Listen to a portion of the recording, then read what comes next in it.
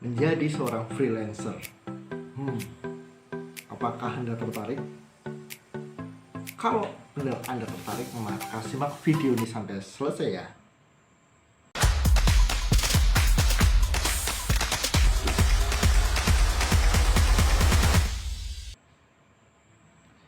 Ya, menjadi seorang freelancer di zaman sekarang memang sangat diminati oleh banyak orang, khususnya bagi orang-orang yang tidak mau terikat penuh oleh sistem perusahaan.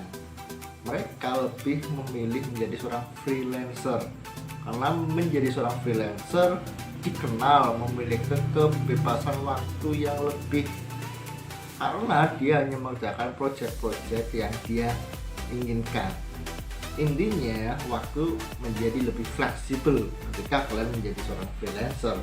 Makanya untuk generasi Z dan juga generasi milenial banyak yang terjun ke dalam dunia freelancer karena mereka memiliki kebebasan waktu atau tidak mau bekerja terlebih dahulu atau tidak mau terikat.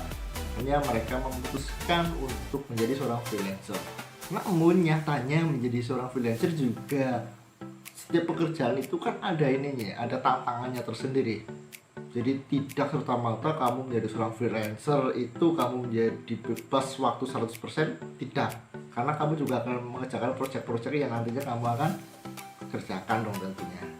Oke, dan inilah beberapa tips menjadi seorang freelancer yang sukses. Yang pertama, memahami kelebihan dan kekurangan diri. Nah, ini penting. Sebelum Anda memutuskan terjun ke dunia freelancer, kamu harus bisa mengetahui kapasitas diri sendiri. Karena apa? Itu yang akan menjadi nilai kamu bagi seorang klien nantinya, ya. Jadi kamu itu akan dinilai oleh skill ya. Jadi kamu harus pastikan kamu itu punya skill yang memadai tentunya, yang bisa menunjang kamu untuk menjadi seorang freelancer. Itu merupakan sesuatu yang paling mendasar ketika kamu ingin menjadi seorang freelancer. Jadi kamu harus bisa memahami kelebihan dan kekurangan diri. Karena banyak orang yang memutuskan menjadi seorang freelancer, dia tidak paham kapasitas dirinya. Dia hanya ingin tujuan di awal tadi, ingin lebih bebas, fleksibel, tapi dia malah tidak berhasil di wilayah itu. Itu yang pertama. Dan yang kedua adalah fokus pada bidang yang dikuasai. Sekali lagi, fokus pada bidang yang dikuasai dan selalu asah skill. Misalnya nih, kamu punya skill menulis, kamu bisa menjadi seorang freelancer, menjadi seorang penulis, ya. Itu kuasai benar, ya. Kuasai benar, pahami benar, dan terus mengasah skill. Jadi kemampuan menulismu harus selalu ditingkatkan dan selalu diupdate. Itu, ya. Itu merupakan sebuah kelebihan yang nantinya bagi kita dong tentunya, yang nantinya akan dilirik oleh orang lain. Itu jadi asah kemampuan dan skill tuh. Terus yang ketiga, belajar mandiri dalam mencari market.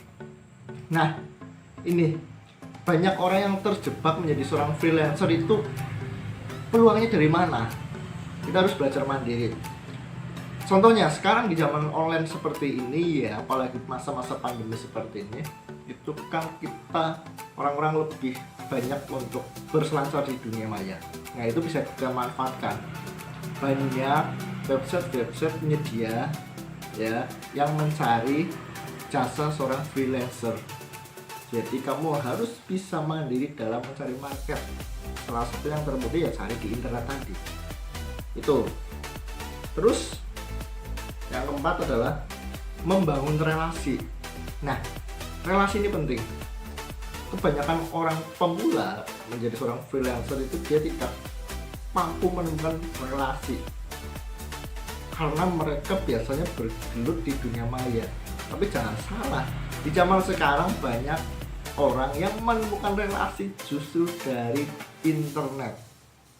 Jadi kamu harus paham benar bagaimana cara berpikirmu. Relasi itu sekarang tidak hanya kita face to face bisa ketemu orang, bisa ngobrol, cuma kita juga bisa mencari orang atau relasi di internet. Jadi manfaatkan itu, dan manfaatkan tentunya juga media sosial loh ya. Itu 5, menjaga integritas. Nah, integritas ini penting ya. Sekali lagi, integritas itu penting, apalagi bagi seorang freelancer yang kita tidak tahu akan bekerjasama dengan siapa. Jadi kita akan dinilai integritasnya. Integritas yang paling umum adalah biasanya berbicara masalah manajemen waktu, karena biasanya orang sebagai seorang freelancer mereka akan terjebak dengan manajemen waktu. Tidak bisa memanage waktu karena tadi mentang-mentang freelancer dia bekerja sembarangan tanpa deadline. Nah, ini penting. Jadi deadline itu salah satunya untuk menjaga integritas kita. Jadi project yang kita hadapi harus selesai dalam waktu yang ditentukan, yang sudah disepakati. Itu merupakan salah satu penunjang untuk kita bisa meningkatkan integritas kita kepada klien kita. Itu. Terus selanjutnya yang keenam, bisa manajemen waktu. Tadi sudah saya singgung bagaimana manajemen waktu itu penting. Sekali lagi, manajemen waktu menjadi seorang freelancer itu sangat penting karena akan menunjang semuanya. Yang selanjutnya yang ketujuh adalah mengasah kemampuan komunikasi. Komunikasi itu penting bagi seorang freelancer, apalagi kita dituntut untuk bisa berdiskusi dengan klien. Ya, apa yang perlu kita siapkan, penawaran project apa, konsep dan lain sebagainya, itu harus kita lakukan dengan cara berkomunikasi dengan baik. Nah, makanya lakukan atau belajar mengasah komunikasi dengan baik, terutama dengan orang-orang baru. Biasanya kan kita canggung nih, di dunia freelancer itu kita akan ketemu dengan orang baru. Makanya kita harus belajar mengasah kemampuan berkomunikasi dengan orang baru. Itu. Terus selanjutnya yang ke-8, belajar memotivasi diri. Nah, ini penting. Di dalam bisnis apapun pasti kita akan mengalami masa-masa yang down, membuat orang tidak percaya diri. Nah, menjadi seorang freelancer juga sama, kita harus bisa memotivasi diri, apalagi kita tidak terikat, kita tidak ada HRD atau manajer atau apapun itu yang bisa mengingatkan kita. Jadi sebaik-baiknya kita ya kita sendiri yang mengatur ya. Jadi kita harus bisa memotivasi diri untuk project tepat waktu dan lain sebagainya. Itu hal yang harus kamu dapat ketika kamu akan memutuskan menjadi seorang freelancer. Ya, bisa memotivasi diri sendiri. 9, yang terakhir, mengasah kemampuan analitik dalam menilai sebuah project. Nah, ini kemampuan analitik ini penting bagi kita, karena tadi setelah kita berkomunikasi dengan klien kita apa yang akan mereka inginkan, itu biasanya mereka juga bingung, masih berada di ambang yang belum jelas. Nah, kita juga harus bisa menganalisa kira-kira ketika kita mendapat klien seperti itu, kita harus bisa memberikan analisis kita untuk ini loh supaya lebih baik. Nah, banyak orang juga membutuhkan orang-orang seperti freelancer yang seperti itu, artinya yang cakap, yang mengerti apa yang klien kita inginkan. Ketika kamu bisa menjadi seorang yang seperti itu, maka saya jamin kamu akan sukses di bidang freelancer. Nah, itulah beberapa tips menjadi seorang freelancer yang sukses. Semoga kamu bisa menjadi seorang freelancer yang seperti kamu inginkan. Dan terima kasih telah mengikuti video ini sampai selesai.